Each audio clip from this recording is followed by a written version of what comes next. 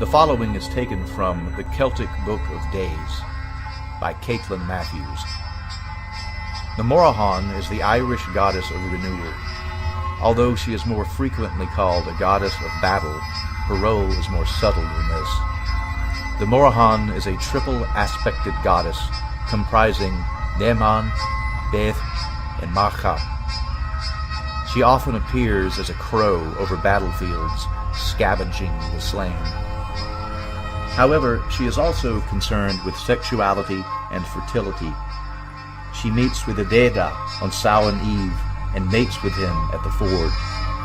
Their meeting marks the coming together of the great formative powers of the Celtic world, since the end of the summer half of the year also marks the ending of the campaign season. When the Morrigan comes to mate with Adeda, she lays aside her warring side and, with the father of the gods, prepares the land for the germination and preparation of winter. The Morrigan is associated with the Sheila Nagig, a common figure found carved, usually over the western entrance to churches. She is usually shown as a hag with a gaping, mocking, or smiling face, and with both hands opening her distended vulva. The Sheila represents the womb and tomb of life, the essential threshold between the worlds. Now the doors between the worlds are open once again as we gather to celebrate Samhain, the end of summer, and to welcome the ancestral wisdom once again in the embrace of winter. Samhain marks the Celtic New Year as the winter season begins.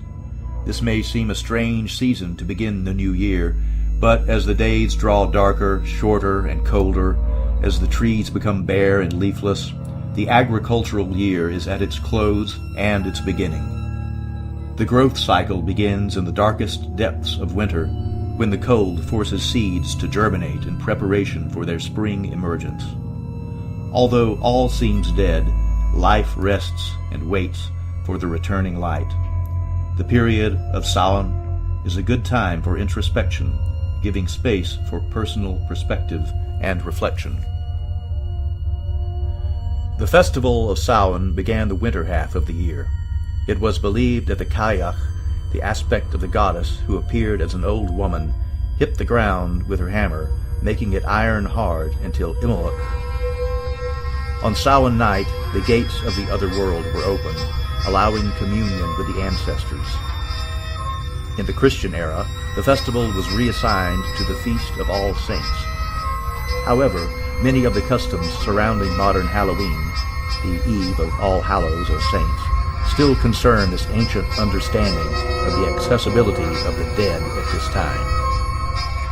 The ancestors were respected as the repositories of lore and wisdom.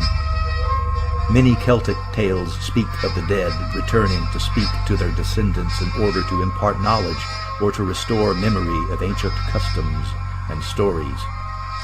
The feasts of both Samhain and Beltane were considered to be outside the boundaries of normal activities when supernatural events take place. The barriers between humans, ancestors, gods, and fairies are overthrown, and they can visit each other's realms. The modern festival of Halloween, All Saints' Eve, derives from the ancient Celtic festival of Samhain.